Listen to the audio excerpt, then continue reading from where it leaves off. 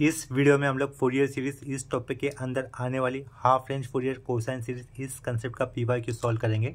ये same PYQ question number 5C के अंदर देखो आपको आया हुआ दिख रहा होगा यहाँ पर 8 मार्क के लिए। ठीक है, तो वो सेम क्वेश्चन मैंने नीचे लिखा हुआ है। क्वेश्चन नंबर 5C चेक कर लेना, 8 मार्क के लिए आया हुआ दिख रहा है। तो वो सेम क्वेश्चन अभी हम लोग यहाँ पे करेंगे। देखो क्वेश्चन में क्या दिया हुआ है, obtain half range Fourier cosine series of f of x is equal to x comma 0 less than x x less than 2 using Parseval's identity deduce that pi to the power 4 upon 96 is equal to 1 upon 1 to the power 4 plus 1 upon 3 to the power 4 plus 1 upon 5 to the power 4 plus इसके आगे dot dot infinity दिखाया हुआ है। ठीक है, मैं आप लोगों को बताना चाहूँगा कि फोरियर सीरीज इस टॉपिक का कंप्लीट प्लेलिस्ट आपको इस चैनल पे अवेलेबल है। उस प्लेलिस्ट को चेक कर आप लोग उसे अच्छे तरीके से exam point of view prepare कर सकते हो। ठीक है, इस क्वेश्चन का सॉल्यूशन स्टार्ट करने से पहले मैं आप सभी स्टूडेंट से कहना चाहूँगा कि अगर अब तक आप लोगों ने चैनल को सब्सक्राइब नहीं किया तो चैनल को सब्सक्राइब कर लेना, ताकि आपको न्यू अपडेटेड वीडियोस के नोटिफिकेशन मिलते रहेंगे। अगर वीडियोस अच्छा लगे, हेल्पफुल लगे तो वीडियो को लाइक करना और इसे अपने फ्रेंड के साथ ज़रूर शेयर करना। ठीक है, ताकि उनका भी फ़ायदा हो जाए। यहाँ पर देखो क्वेश्चन के अंदर हमें कौन से वर्ड आए हुए दिख रहे हैं, obtain half range Fourier cosine series. ठीक है, आप लोग इतना कंसेप्ट में याद रखो, हाफ रेंज फोरियर सीरीज हमेशा एक तो 0, पाई इस इंटरवल के अंदर आएगी या फिर 0, इस इंटरवल के अंदर आएगी। क्या कहा कि हाफ रेंज फोरियर सीरीज हमेशा एक तो 0, पाई इस इंटरवल के साथ हो सकती है या फिर 0, इस इंटरवल के साथ हो सकती है। ठीक है, हमारे इस क्वेश्चन के अंदर ये पाई नहीं दिख रहा हमें आया हुआ, इसका मतलब दिया हुआ क्वेश्चन किस इंटरवल का होगा, 0, इस इंटरवल का होगा, जहाँ पर एल की वैल्यू उन्होंने कितनी दी हुई है, 2। ठीक है, तो इसका मतलब एल की वैल्यू 2 है। ये हाफ रेंज फोरियर सीरीज का प्रॉब्लम है, इतना क्लियर हो गया। हाफ रेंज फोरियर सीरीज भी दो टाइप की होती है, एक तो होती है half range Fourier cosine series और दूसरी होती है half range Fourier sine series. ठीक है, half range Fourier cosine series के अंदर बी एन फोरियर कोएफिशिएंट की वैल्यू 0 होती है और half range Fourier sine series के अंदर a0 और an इन फोरियर कोएफिशिएंट की वैल्यू 0 होती है।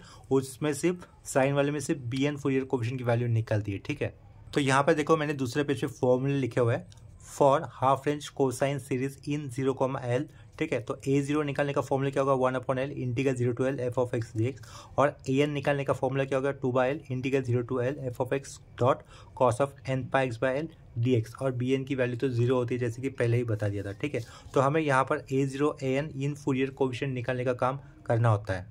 यहाँ पर नीचे मैं और एक पॉइंट मेंशन कर देता हूँ कि half range Fourier cosine series for the interval 0, किस तरीके से लिखी जाएगी वो मैं यहाँ पर लिख लेता हूँ। ठीक है, यहाँ पे देखो लास्ट पॉइंट में क्या लिखा हुआ है, half range Fourier cosine series can be given by in 0, interval F of x is equal to a0 plus summation an dot cos of n pi X by l। ठीक है, जिसे हम लोग लास्ट में लिखेंगे, ये वाले पार्ट को हम लोग लास्ट में लिख देंगे। पहले हम लोग ये फोरियर कोएफिशिएंट निकालने का काम करेंगे, a0 और an। ठीक है, तो इसके आगे आंसर लिखते हो डायरेक्टली हम लोग a0 से स्टार्ट कर लेते हैं। पहले हमें लोग यहाँ पे देखो ये क्वेश्चन क्लियर हो गया आपको।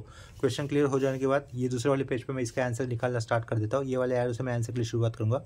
सबसे पहले मैंने नीचे लिखा यहाँ पर लेट a0 का फॉर्मूला क्या था अपने पास, 1/L था, इंटीग्रल 0 to L था।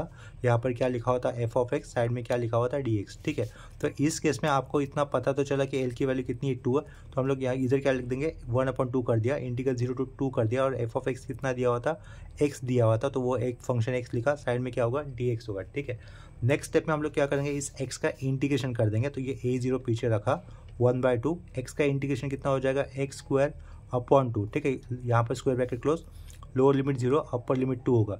0 से 2 ये कैसे आया समझा होगा आपको। ठीक है, फॉर्मूले के अंदर क्या लिखा होता है, 1/L 0 to L लिखा होता है ना इंटीग्रेशन पे।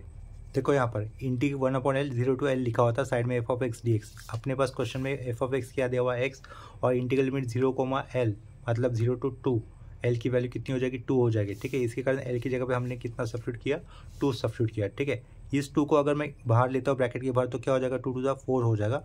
तो a0 रखा लेफ्ट साइड में, 1/4 हो गया, ब्रैकेट के अंदर ये x स्क्वायर ही होगा, square bracket close, lower limit 0 upper limit 2। ठीक है, नेक्स्ट स्टेप में हमें क्या करना होगा, इस x की जगह पर ये अपर लिमिट का वैल्यू रखना है।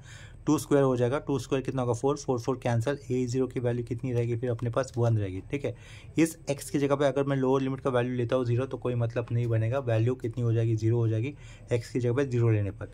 अपर लिमिट x की जगह पर 2 लेते हैं तो 2 स्क्वायर 4 कैंसिल, a0 मिलते का 1। ठीक है, इतना लिखने के बाद आगे हमें एन लिखकर an का फॉर्मूला लिख देना होगा। an इज इक्वल टू क्या लिखेंगे हम लोग, 2/L integral 0 to L F of X आएगा, साइड में क्या लिखेंगे हम लोग, cos of N pi X upon L लिख देंगे, लास्ट में ये राउंड ब्रैकेट के अंदर लिखा, लास्ट में डी एक्स लिखेंगे, ठीक है। इसके बाद फर्स्ट स्टेप आप लोग क्या करो, एल की वैल्यू सब्स्टिट्यूट करो और एफ ऑफ एक्स की वैल्यू सब्स्टिट्यूट करो at the same time. L की वैल्यू 2 पुट कर दी, ये 0 to 2 लिखा, एफ ऑफ एक्स की वैल्यू एक्स होगी, कॉस ऑफ अंदर ब्रैकेट के अंदर एन पाई एक्स अपॉन 2 लिखेंगे, राउंड ब्रैकेट क्लोज, लास्ट में डी एक्स, ठीक है। 2 2 कैंसिल, तो ए एन लिखा, इंटीग्रल 0 to 2 लिखा, बचा हुआ पार्ट लिख रहा हूँ मैं, ये एक्स लिखा, ये डॉट कॉस ऑफ क्या लिख रहा हूँ मैं, एन पाई एक्स अपॉन 2 लिख रहा हूँ, राउंड ब्रैकेट क्लोज, लास्ट में डी एक्स लिखा है, ठीक है। इसके आगे U dot V rule apply कर हमें ये ए एन की वैल्यू निकालनी होगी। इंटीग्रेशन का U dot V rule apply करने के बजाय हम लोग generalise rule of integration apply कर देंगे। तो जनरलाइज रूल ऑफ इंटीग्रेशन क्या होता है मैं यहाँ पे बता देता हूँ आपको, ठीक है। लेफ्ट टू राइट जाते वक्त जो भी पहला फंक्शन आएगा L R A T E in function की ऑर्डर में, उसे यू कंसिडर किया जाता है, इतना तो आपको पता ही होगा। तो पहले ये बता देता हूँ मैं, U dot V D X लिखा है, तो पहले यू सेलेक्ट किया, यू सेलेक्ट करने के बाद जो वी फंक्शन होगा उसका इंटीग्रेशन कर लेना होता है, तो वो 1 नंबर करके दिखा दिया। उसके बाद माइनस साइन, यू फंक्शन जो सेलेक्ट किया था उसका डैश यानी कि डेरिवेटिव जो वी फंक्शन सेलेक्ट किया था उसका फर्स्ट ऑर्डर इंटीग्रेशन हुआ था, उसी का फिर से इंटीग्रेशन करते तो वो v2 बनेगा। फिर plus sign, U double dash यानी कि यू फंक्शन का लिया हुआ डेरिवेटिव यू डैश से इसका डबल फिर से डेरिवेटिव करते तो यू डबल डैश, v2 का इंटीग्रेशन जो हुआ था उसका फिर से इंटीग्रेशन होता है तो v3, ठीक है। इसके बाद माइनस साइन, इसी तरीके से अल्टरनेट हमें करना होता है और अप टू इन्फिनिटी करना होता है, ठीक है। इसके कारण आगे माइनस देकर अप टू इन्फिनिटी वाला डॉट डॉट साइन दिखा दिया, ठीक है। जो लास्ट स्टेप में लिखा है वो है जनरल रूल ऑफ इंटीग्रेशन। उसमें क्या होता है, L I A T E, ये अलग अलग फंक्शन के टाइप है। एल का मतलब लॉगरिथमिक, आई का मतलब इनवर्स ट्रिग्नोमेट्रिक, ए का मतलब एल्जेब्रिक, टी का मतलब ट्रिग्नोमेट्रिक, ई का मतलब एक्सपोनेंशियल। लेफ्ट टू राइट जो भी पहला फंक्शन आता है उसको हमें यू सेलेक्ट करना होता है, ठीक है। तो ये एक्स एल्जेब्रिक का पार्ट हो गया, ये कॉस ट्रिग्नोमेट्रिक का पार्ट हो गया, ट्रिग्नोमेट्रिक का पार्ट बाद में आ रहा है, ए पहले आ रहा है, तो ए यानी कि एल्जेब्रिक पहले लेना होगा, उसे यू मानना होगा, तो इधर एक्स अपना क्या हो जाएगा, यू हो जाएगा, कॉस अपना क्या हो जाएगा, वी हो जाएगा, ठीक है। तो इसका इंटीग्रेशन कर लेते हैं। इसका इंटीग्रेशन करते वक्त लेफ्ट साइड में मुझे क्या लिखना होगा, ए एन लिखना होगा, ए एन लिखा, इंटीग्रेशन हो रहा है इसके कारण ये इंटीग्रेशन साइन मत दो, एक्स लिखो पहले, यू की जगह पे लिखा, कॉस का इंटीग्रेशन, साइन का डेरिवेटिव होता है कॉस, तो कॉस का इंटीग्रेशन क्या लिखोगे, साइन लिखोगे, तो ये साइन लिखा हमने ऊपर, जो एंगल है वो लिखना होगा पहले तो एन पा एक्स अपॉन 2, उसके बाद जो एंगल आया है ना उसका हमें डेरिवेटिव करना होगा विथ रिस्पेक्ट टू एक्स, तो एक्स का डेरिवेटिव 1 होगा, नीचे क्या बचेगा सब कुछ एन पाई बाई 2, ठीक है। कंपोजिट फंक्शन का हम लोग क्या कर रहे थे यहाँ पर इंटीग्रेशन कर रहे थे, तो कॉस का इंटीग्रेशन साइन आएगा विथ जो एंगल है उसके जो एंगल आया उसका फिर से डेरिवेटिव होगा, एक्स का डेरिवेटिव 1 होता है तो ये एन पाई बाई 2 कॉन्स्टेंट जो कि हमें नीचे लिखना होगा, ठीक है। उसके बाद माइनस साइन दो, माइनस साइन के बाद ये एक्स का डेरिवेटिव करोगे आप लोग, देखो यू से यू डैश बनाया था ना, तो एक्स का डेरिवेटिव कितना होगा 1, तो ये 1 लिखा, उसके आगे डॉट लिखा, उसका साइन का इंटीग्रेशन, ये जो v1 था v1 का फिर से इंटीग्रेशन होता है तो v2 बनता है ना, तो साइन का इंटीग्रेशन क्या बताओगे, साइन का इंटीग्रेशन बताओगे, साइन का डेरिवेटिव कॉस होता है, साइन का इंटीग्रेशन माइनस कॉस, तो ये माइनस लिखा, कॉस लिखा, जो एंगल है वो that is an pi X by 2 round bracket close. यहाँ से ही जो ब्रैकेट के अंदर लिखा हुआ ना उसका फिर से डेरिवेटिव, अगर उसका फिर से डेरिवेटिव करते विथ रिस्पेक्ट टू एक्स, तो एक्स का डेरिवेटिव वो होगा 1, साइड का बचा हुआ एन पाई बाई 2 फिर से नीचे आएगा, यहाँ पर ऑलरेडी नीचे था, तो यहाँ क्या लिखना होगा, एन पाई बाई 2 ब्रैकेट के अंदर उसका होल स्क्वायर, या फिर N square pi square upon 2 square यानी कि 4 लिख देता हूँ, ठीक है। एन पाई बाई 2 ये ऑलरेडी था, फिर से नीचे एन पाई बाई 2 आएगा तो एन पाई बाई 2 का होल स्क्वायर या फिर N square pi square upon 2 square यानी कि 4, ठीक है। इसके आगे देखो ये यू डैश कितना मिलता था 1, यू इस यू डैश से फिर से यू डबल डैश कर दो तो यानी कि 1 का डेरिवेटिव कर दो तो कितना होगा 0, तो आगे ये मतलब रूल रुक जाएगा, यानी कि ये जो जनरल रूल ऑफ इंटीग्रेशन है वो स्टॉप हो जाएगा, क्योंकि 1 का आगे डेरिवेटिव क्या होता है 0 होता है, ठीक है। 0 के साथ कुछ भी मल्टीपल करो आंसर 0 ही आएगा, ठीक है। तो यहाँ पर हम लोगों ने इंटीग्रेशन अप्लाई कर दिया इस स्क्वायर ब्रैकेट के अंदर, इस स्क्वायर ब्रैकेट के अंदर स्क्वायर ब्रैकेट के बाहर क्या लिखेंगे, लोअर लिमिट 0 और अपर लिमिट कितना आएगा 2 आएगा, ठीक है। Upper limit lower limit put करने से पहले घाई मत करो, upper limit lower limit put करने से पहले आपको क्या करना होगा, डिनोमिनेटर वाले पार्ट को सिंप्लीफाई करना, ये माइनस माइनस उसको प्लस कर देना, ठीक है, यानी कि साइन सिंप्लीफिकेशन और डिनोमिनेटर सिंप्लीफिकेशन वाला स्टेप हमें लिख देना होगा, ठीक है। तो ये ओपनिंग ब्रैकेट में यहाँ पे दे दूंगा, एन पाई बाई 2 नीचे फ्रैक्शन में ऊपर जाएगा तो अपन वाला पार्ट उल्टा होगा, यानी कि इधर क्या लिखूंगा 2x अपॉन एन पाई आएगा, ठीक है। साइड में क्या होगा साइन ऑफ क्या लिखेंगे हम लोग एन पाई एक्स बाई 2 लिख देंगे, राउंड ब्रैकेट माइनस माइनस ये प्लस बना, इधर क्या होगा 4 N square pi square dot क्या रहेगा cos of N pi X by 2 रहेगा, N pi X by 2 round bracket close square bracket close lower limit 0 upper limit 2, ठीक है। अभी नेक्स्ट पेज पे आप लोग क्या करोगे, x की जगह पे ये अपर लिमिट का वैल्यू लेके आओगे 2, कहाँ पर, x की जगह पे, तो ये पीछे का an लिखा, ठीक है। x की जगह पे ये 2 आएगा, 2 गेट कैंसिल, साइन के साथ अगर पाई होता है तो वैल्यू 0 हो जाती है, इतना याद रखना, ठीक है। तो ये प्लस के आगे वाला सारा टर्म 0 हो जाएगा, ठीक है, 0 लिखा मैंने। x की जगह पे क्या लिखे होगे, 2 लिखे होगे, 2 कैंसिल, कॉस एन पाई, कॉस एन पाई की वैल्यू होती है, नीचे लिख लेता हूँ, कॉस एन पाई की वैल्यू होती है -1 की पावर में n, ठीक है। तो ये कॉस एन पाई बचेगा जिसकी वैल्यू क्या होगी, -1 टू द पावर n होगी। यहाँ पर क्या रहेगा, उसके पहले 4/n² पाई स्क्वायर रहेगा, ठीक है। ये प्लस साइन था, प्लस लिखा, 4 क्या लिखेंगे, n² pi square dot -1 to the power n, cos N pi बचा ना, वो x की जगह पे 2 लेने पर 2 कैंसिल, कॉस एन पाई की value -1 to the power n।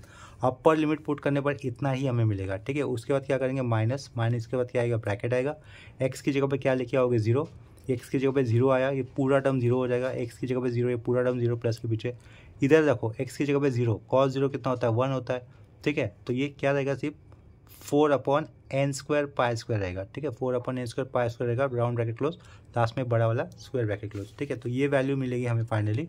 पीछे क्या लिखा, an लिखा, यहाँ से हम लोग कॉमन किसे बाहर ले सकते हैं, 4/n² पाई स्क्वायर को एज अ कॉमन बाहर ले सकते हैं, तो लेंगे उसको 4/n² पाई स्क्वायर को कॉमन बाहर लिया, इधर ब्रैकेट आएगा, -1 टू द पावर n होगा, -1 होगा, लास्ट में ये स्क्वायर ब्रैकेट क्लोज, ठीक है। तो ये होगी अपनी an की वैल्यू। यहाँ पर हम लोग half range Fourier cosine series find out कर रहे थे, जिसमें bn क्या होगा, 0 होगा, ठीक है। तो an निकाल दिया, a0 निकाल दिया, bn तो 0 ही था, ठीक है। तो इतना निकालने के बाद हमें आगे क्या लिखना होगा, half range Fourier cosine series in interval 0, can be given as follows, वैसे पहले लिख देते उस पॉइंट को। आगे देखो मैं क्या करूँगा, इधर ये सिंस लिख दिया मैंने, since half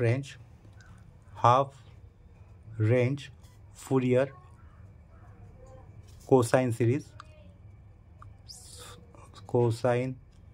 for f of x in 0, can be given bye, या फिर कैन बी गिवन एज, ठीक है। कैसे लिखा जाता है, वो लेफ्ट साइड में f of x आएगा, इधर a0 आएगा, इधर समेशन आएगा, इधर an आता है, साइड में क्या होता है, cos ऑफ n पाई x अपॉन l होता है, लेकिन l की जगह पे, चलो l की जगह पे l लिखा, फॉर्मूला मेंशन कर रहा था, इधर मैंने 0, l लिखा है ना, तो इधर भी फॉर्मूले का मैंने l लिख दिया, ठीक है। तो देयरफॉर हियर वी गेट ऐसे लिखेंगे, हियर वी गेट लिख देंगे, ठीक है।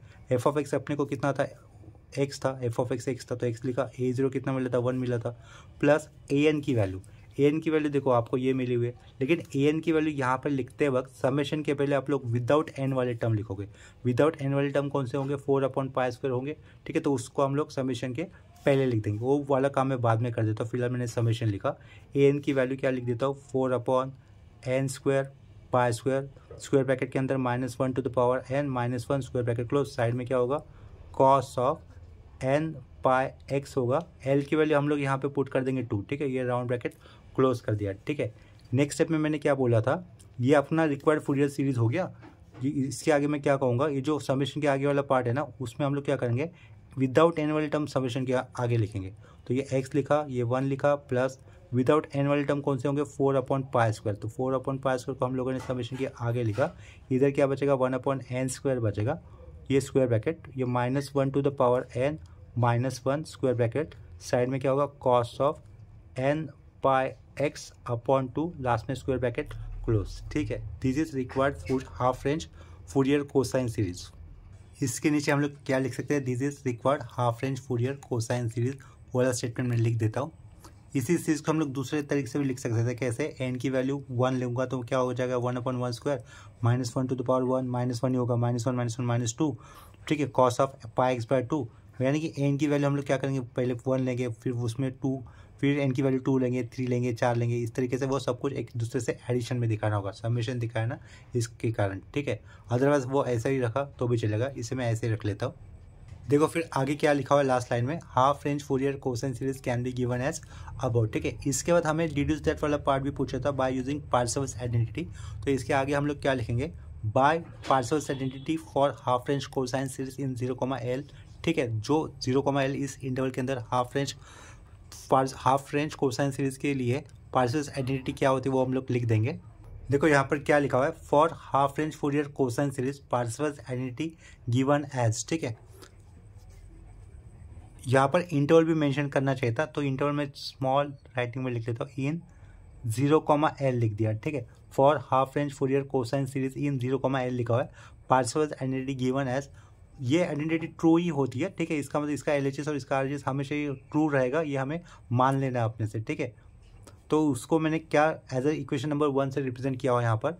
लेफ्ट साइड में क्या लिखा हुआ है, 1/L integral 0 to L f of x का whole square dx is equal to a0 square plus half an square, ठीक है। ये राइट ही होता है एज पर पार्सेवल्स आइडेंटिटी, ये ट्रू होता है, यानी कि इसका LHS और ये RHS हमेशा इक्वल होगा, ठीक है, जिसे हम लोगों ने इक्वेशन नंबर 1 से रिप्रेजेंट किया है। इसके बाद हमें नेक्स्ट स्टेप में क्या लिखना है, LHS लिखना है, यानी कि पार्सेवल्स आइडेंटिटी का LHS वाला पार्ट हम लोग लिख देंगे और उसे कैलकुलेट करेंगे अपने दिए हुए सीरीज़ के साथ, ठीक है, या फिर फंक्शन के साथ। देखो हमें आगे क्या करना है, LHS लिखा हमने यहाँ पर, LHS क्या है, पार्सेवल्स आइडेंटिटी का 1/L है, इंटीग्रल 0 to L है, यहाँ पर क्या लिखा हुआ है, f of x एक ब्रैकेट के अंदर और उसका होल स्क्वायर है, आगे dx है, ठीक है। तो फिर से हमने लिखा इक्वल टू, L की वैल्यू तो 2 थी तो 1/2 हो गया, ये 0 to 2 हो गया, f of x था, x का स्क्वायर होता तो x स्क्वायर होगा, आगे क्या लिखा, dx लिखा, ठीक है। इसका इंटीग्रेशन करना बहुत ईजी है, x स्क्वायर का इंटीग्रेशन क्या होगा, x³ हो जाएगा, ठीक है। ये शुरुआत का हाफ आगे आएगा, इंटीग्रेशन करें तो ये ब्रैकेट लगा दिया, एक्स स्क्वायर का इंटीग्रेशन क्या बनेगा, x³ बनेगा, square bracket close, lower limit 0 upper limit 2, ठीक है। तो ये 3 को बाहर लेते तो कितना बनेगा, 1/6, 3 to 6 लिखा, x³ और यहाँ पे ये क्लोजिंग स्क्वायर ब्रैकेट 0 और ये अपर लिमिट का 2, x की जगह पर ये अपर लिमिट का 2 आएगा तो 2³ कितना होगा 8, ये फाइनल आंसर कितना होगा 8/6, लोअर लिमिट का 0 वाला वैल्यू कंसिडर नहीं किया। 8/6 की वैल्यू कितनी होगी, 2 से डिवाइड कर दे तो 2 3 6 और 2 4 8, ठीक है। पीछे क्या रहेगा, ये LHS वाला पार्ट होगा, ठीक है। यानी कि LHS की वैल्यू हमें कितनी मिली है, सब कुछ 4/3 मिली हुई है, याद रखना, ठीक है। उसे नंबर 2 से रिप्रेजेंट करेंगे, ठीक है। इसके आगे क्या लिखा, एंड लिखा, इसके बाद क्या लिख रहा हूँ मैं, RHS लिख रहा हूँ। RHS वाला पार्ट क्या था अपने पास, a0 स्क्वायर हाफ ब्रैकेट, इधर an स्क्वायर था, ठीक है, इधर क्या था an स्क्वायर लिखा हुआ था, ठीक है। तो देखो RHS फिर से मैंने नीचे भी लिखा, RHS a0 कितना आया था 1 का स्क्वायर कर लिखा, हाफ लिखा, हाफ के आगे ब्रैकेट डाल रहा हूँ, ठीक है। इधर समेशन करना चाहिए था, समेशन an स्क्वायर, ठीक है। an के पहले क्या होना चाहिए था, समेशन होना चाहिए था, तो वो समेशन मैंने लिख दिया है। पीछे फॉर्मूले में यहाँ पर an के पहले क्या होना चाहिए था, समेशन होना चाहिए था, वो लिखा नहीं था, समेशन मैंने बाद में ऐड कर दिया, ठीक है। तो देखो आगे an का वैल्यू इधर लिख लेता हूँ मैं फिर से, समेशन an का वैल्यू हमें कितना मिला था, 4/n square pi square bracket के अंदर -1 to the पावर n था, -1 था, ये सब कुछ एक स्क्वायर ब्रैकेट के अंदर लिखा हुआ था, ठीक है। उसका हमें क्या करना था, स्क्वायर करना था, क्योंकि an की वैल्यू मैंने यहाँ पे लिखी, उसका हमें स्क्वायर चाहिए था, ठीक है। तो ये समेशन के आगे हमने तो फिलहाल क्या लिखा हुआ है, an लिखा हुआ है, उसको मैं एक ब्रैकेट के अंदर लिख लेता हूँ। देखो ये राउंड ब्रैकेट के अंदर मैंने लिखा an की वैल्यू को, उसका स्क्वायर करना है हमें, ठीक है। ऊपर वाले स्टेप के साथ मैच करने के लिए ये an लिखा राउंड ब्रैकेट के अंदर, उसका स्क्वायर कर दिया, तब जाके वो an स्क्वायर हो जाएगा। उसके पहले ये समेशन होना चाहिए था और बिफोर दैट हाफ होना चाहिए था, ठीक है। तो इक्वल टू के आगे वाला पार्ट कैलकुलेट कर लेते हैं। ये RHS इक्वल टू के आगे 1 स्क्वायर 1 ही होगा, ये हाफ लिखा, ठीक है, ये समेशन लिखा। 4 का स्क्वायर होता है तो कितना होगा, 4 का स्क्वायर 16, n स्क्वायर का स्क्वायर तो n to the power 4, pi to the power 4 हो जाएगा, ठीक है। ये स्क्वायर था ऑलरेडी, पाई स्क्वायर था ऑलरेडी, तो उनका भी पावर 2 करेंगे तो n to the power 4 pi to the power 4, ठीक है। और यहाँ पर ये क्या रहेगा, -1 to the power n, -1 एक ब्रैकेट में, और उसका पावर कितना रहेगा, 2 रहेगा, ठीक है। इक्वल टू के आगे हम लोग इस समेशन के पहले किसे ले सकते हैं, 16/पाई टू द पावर 4 को ले सकते हैं, ठीक है। ये पीछे RHS लिखा इक्वल टू, ये 1 प्लस लिखा, ये हाफ लिखा, इस समेशन के पहले किसे लेके आएंगे, 16/पाई टू द पावर 4 को लेके आएंगे, ठीक है। तो समेशन के आगे क्या बचा, 1/n टू द पावर 4 बचा, और ब्रैकेट के अंदर क्या बचा, -1 to the power n -1 square bracket close और उसका पावर 2, ठीक है। RHS के आगे देखो क्या होगा, यहाँ पर हमने RHS लिखा, RHS इक्वल टू ये वाला 1, ये 1 लिखा, ठीक है। 1 के आगे प्लस 16/2 कितना हो जाएगा 8, तो 8/पाई टू द पावर 4 लिख दिया। समेशन को मैं अभी हटा रहा हूँ, समेशन की जगह पे मैं n की वैल्यू 1 लूँगा। जब मैं n की वैल्यू 1 लेता तो देखो क्या चेंजेस हो गए, -1 टू द पावर 1 कितना होगा, -1 होगा, -1 -2 का स्क्वायर करते हैं तो कितना होता है, -2 का स्क्वायर 4 आएगा, तो 4/n1 लिया था ना, 1 टू द पावर 4, उसके आगे समेशन इसका मतलब एडिशन होगा, ठीक है, प्लस दे दिया। -1 की पावर 2 लूँगा, -1 का स्क्वायर कितना होगा, +1 +1 -1 0, ठीक है। तो ये 0 होता तो ये लिखना ही नहीं है। अभी n की वैल्यू 3 लिखेंगे, -1 की पावर 3 होगी तो कितना होगा -1, -1 कितना होगा -2 का स्क्वायर 4 होगा। तो 4 अपॉन n की वैल्यू 3 लिखी थी तो इधर क्या होगा 3 टू द पावर 4। इसी तरीके से -n की वैल्यू अगर 4 होती तो ये 0 होगा, क्योंकि -1 का पावर 4 1 1 -1 0। तो आगे क्या होगा, ये 4 अपॉन 5 टू द पावर 4 होगा। ठीक है, या आगे प्लस देंगे और ये अप टू कैसे जाएगा, इन्फिनिटी जाएगा। इन्फिनिटी वाला मैंने नीचे लिखता हूँ, अप टू इन्फिनिटी जाएगा और लास्ट में ये क्लोजिंग स्क्वायर ब्रैकेट कर दिया। ठीक है, नेक्स्ट स्टेप में हम लोग स्क्वायर ब्रैकेट में से किससे बाहर ले सकते हैं, 4 को बाहर ले सकते हैं। तो ये RHS लिखा फिर से ये क्या लिखा 1 प्लस 4 जब बाहर आएगा इस 8 के साथ मल्टीपल होगा तो कितना होगा 8 4 32 अपॉन 5 टू द पावर 4 और ब्रैकेट के अंदर क्या क्या बचेगा 1 upon 1 to the power 4 plus 1 upon 3 to the power 4 plus 1 upon 5 to the power 4 plus up to infinity last में क्लोजिंग स्क्वायर ब्रैकेट। ठीक है, इसे हम लोग नंबर 3 से रिप्रेजेंट करेंगे। ये जो नंबर 3 में लिखा हुआ था वो पार्सेवल्स आइडेंटिटी का RHS वाला पार्ट था। इक्वेशन नंबर 2 के अंदर जो LHS लिखा हुआ है, जो जिसकी वैल्यू कितनी मिली 4/3 मिली, ये पार्सेवल्स आइडेंटिटी का LHS वाला पार्ट जिसे हम लोगों ने 2 से रिप्रेजेंट किया। और पार्सेवल्स आइडेंटिटी हमें जानते हैं जिसे हम लोगों ने इक्वेशन नंबर 1 से रिप्रेजेंट किया था, देखो यहाँ पर। ठीक है, तो इसके आगे हम लोग क्या लिख सकते हैं, फ्रॉम 1 to 3 लिखने का मुझे क्या लिखना होगा, इक्वल टू के पीछे जो LHS है जिसको हमने कैलकुलेट किया था वो नंबर लिख देंगे और इक्वल टू के आगे जो RHS वाला पार्ट कैलकुलेट किया है वो नंबर लिख देंगे। ठीक है, कब फ्रॉम 1 to 3 लिखने के बाद तो इधर क्या लिखूंगा मैं, फ्रॉम 1 2 and 3 इस तरीके से लिख दूंगा। लेफ्ट साइड में क्या मिलेगा हमें, ये 4/3 मिलेगा। इक्वल टू के आगे हम लोग क्या लिखेंगे 1 प्लस इधर क्या होगा 32 upon pi to the power 4 bracket के अंदर क्या 1 upon 1 to the power 4 plus 1 upon 3 to the power 4 plus 1 upon 5 to the power 4 plus up to ये इन्फिनिटी दिखाना है। ठीक है, लास्ट में क्लोजिंग स्क्वायर ब्रैकेट।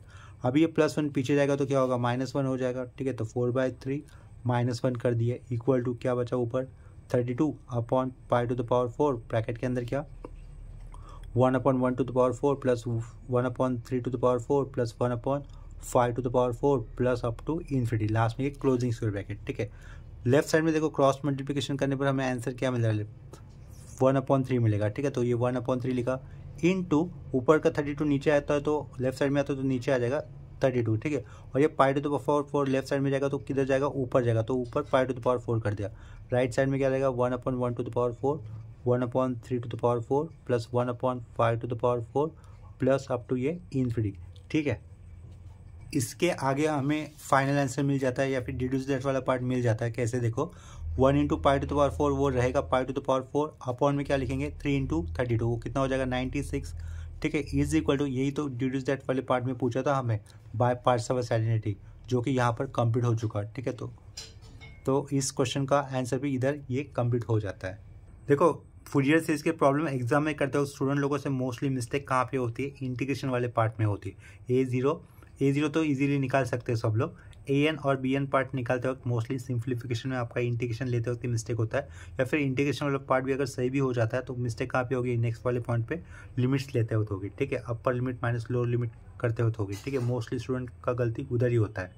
तो प्रैक्टिस करते वक्त आप लोग वो वाले पॉइंट पे ध्यान देना जो कि मैंने अभी यहाँ पे बताया, मिस्टेक होने के वाले पॉइंट्स बता दिए थे। ठीक है, तो इस प्रैक्टिस प्रॉब्लम के साथ हम लोग ये फूरियर सीरीज वाला लेक्चर अभी का यहीं पे स्टॉप करते हैं।